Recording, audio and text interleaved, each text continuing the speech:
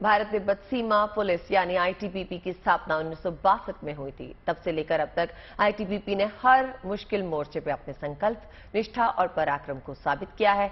लद्दाख की कठिनतम परिस्थितियों में चीन की चालबाजी को ध्वस्त कर सरहद को महफूज रखने की चुनौती हो या फिर अरुणाचल प्रदेश के अलग माहौल में सरहद की सुरक्षा, आईटीबीपी ने हर मोर्चे पे खुद को साबित किया है।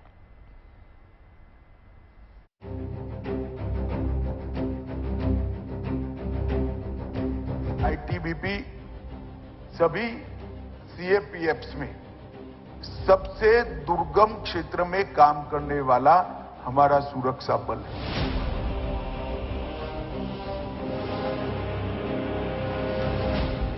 लेस मात्र भी चिंता नहीं होती है भारत चीन सीमा की, जब हमें मालूम होता है कि मेरे आईटीबीपी का जवान गश्त लगा रहा है या वहां कैंप कर ठहरा है।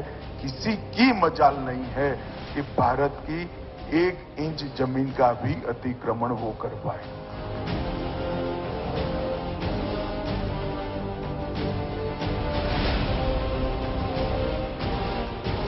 सरहद की सुरक्षा में मुस्तैद आईटीबीपी के जवानों की तारीफ में गृहमंत्री अमित शाह ने 31 दिसंबर को जो कुछ कहा वो महज उनकी हौसला अफजाई नहीं, 135 करोड़ भारतीयों का उन पर भरोसा है।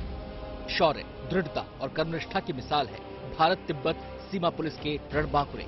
आसमान से भी ऊंचे हैं इनके हौसले, चट्टान से भी मजबूत हैं इनके फौलादी इरादे।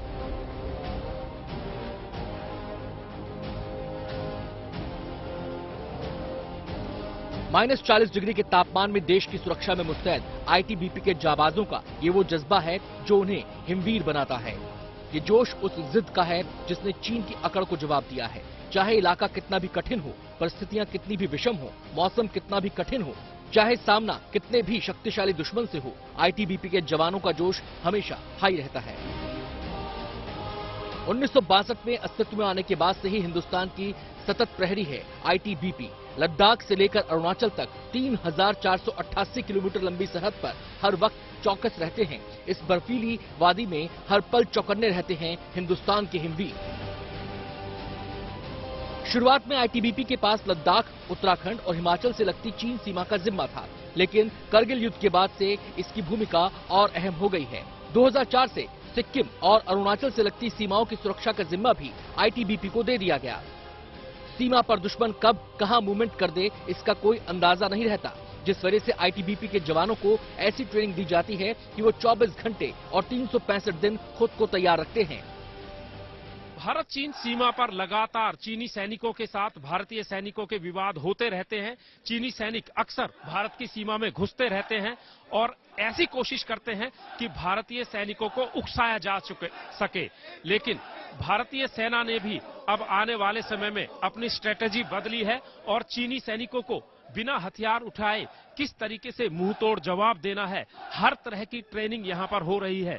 अंग्रेजी भाषा में अनआर्म्ड कॉम्बैट ट्रेनिंग इसे बोलते हैं, यानी कि बिना किसी हथियार उठाए सैनिकों को किस तरीके से मुंह तोड़ जवाब देना है, क्योंकि कई अंतर्राष्ट्रीय समझौते ऐसे हैं जिनके तहत भारतीय सैनिक चीनी सैनिकों के ऊपर हथियार नहीं उठा सकते हैं और ये नियम चीनी सैनिकों पर भी लागू होते हैं। लेकिन चीनी सैनिक अक्सर हथियारों के तौर पर डंडे, रॉड्स का इस्तेमाल करते हैं, लेकिन भारतीय सैनिक डंडों और रॉड्स का भी इस्तेमाल नहीं करेंगे, बल्कि बिना हथियार उठाए ही उनको किस तरीके से जवाब देंगे, ये तस्वीरें आप देख सकते हैं जहां पर आईटीबीपी के जवानों को खास तौर पर तैयार किया जा रहा है। सरहद पर जब संकट आया, आईटीबीपी के जवानों ने अपना दम दिखाया। देश में जब आपदा आई, देवदूत बन आईटीबीपी ने देशवासियों को संकट से उबारा। आईटीबीपी के जवान करीब 18,000 फीट की ऊंचाई पर ट्रेनिंग करते हैं। इतनी ऊंचाई पर सांस लेना भी मुश्किल होता है क्योंकि यहाँ ऑक्सीजन की भारी कमी होती है। ऊपर से खून को जमा देने वाली सर्दी, चारों तरफ बर्फ की सफेद चादर हालात को और भी मुश्किल बना देते हैं। लेकिन जवानों के बुलंद हौसलों के आगे ये विपरीत हालात भी हार मान लेते हैं। ये जवान ट्रेंड होते हैं कि बर्फीले मौसम को कैसे मात देनी है, कैसे ग्लेशियर को तोड़कर आगे बढ़ना है, कैसे पहाड़ों पर चढ़ना उतरना है और कैसे पहाड़ के किसी भी मिशन को अंजाम देना है। हथियारों के अलावा हैंड टू हैंड फाइट में भी आईटीबीपी जवानों का कोई मुकाबला नहीं कर सकता। मार्शल आर्ट से लेकर युद्ध की हर कला में निपुण हैं आईटीबीपी के जवान और इसलिए इनके भरोसे महफूज है देश की सरहद। सत्येंद्र चौहान के साथ bureau report, good news today.